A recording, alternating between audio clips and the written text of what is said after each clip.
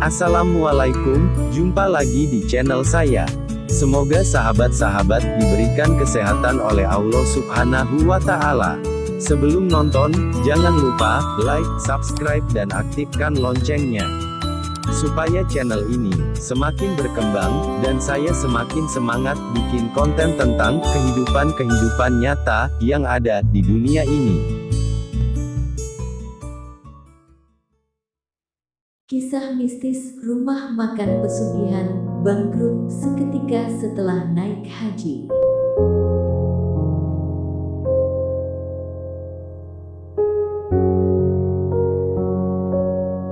Kisah mistis rumah makan pesugihan bangkrut seketika setelah naik haji. Dalam kisah yang dibagikan di salah satu media sosial, netizen ini dengan jelas menceritakan kalau yang namanya rumah makan pesugihan itu benar ada.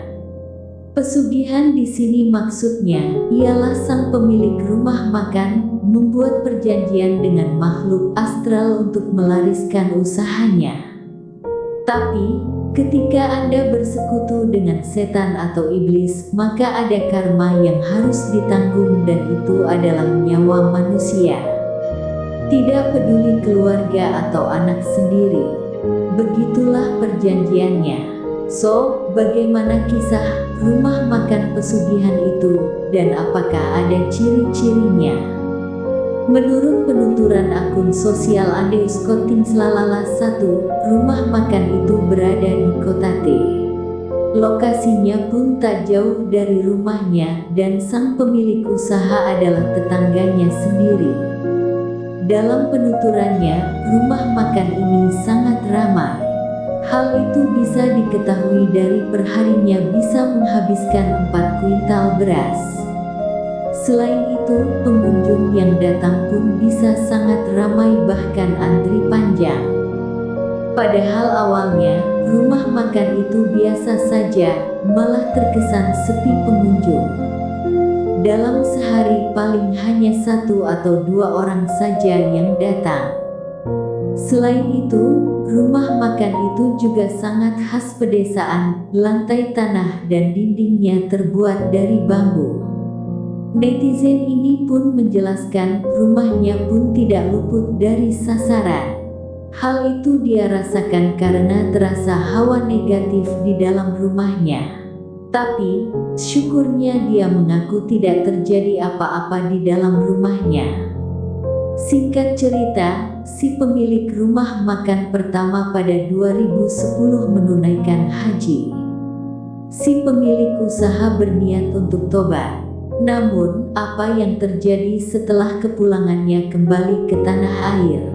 Dia bangkrut. Ya, usaha rumah makannya bangkrut seketika. Tidak hanya itu, tubuhnya yang dulu gemuk dan sehat kini kurus kering dan sakit-sakitan. Bahkan, si pemilik usaha kadang suka menyakiti dirinya sendiri dengan menggigit bibirnya sendiri sampai berdarah. Makanya, keluarga dia kadang ngasih sendok supaya si pemilik usaha nggak melukai bibirnya yang sudah parah banget kondisinya.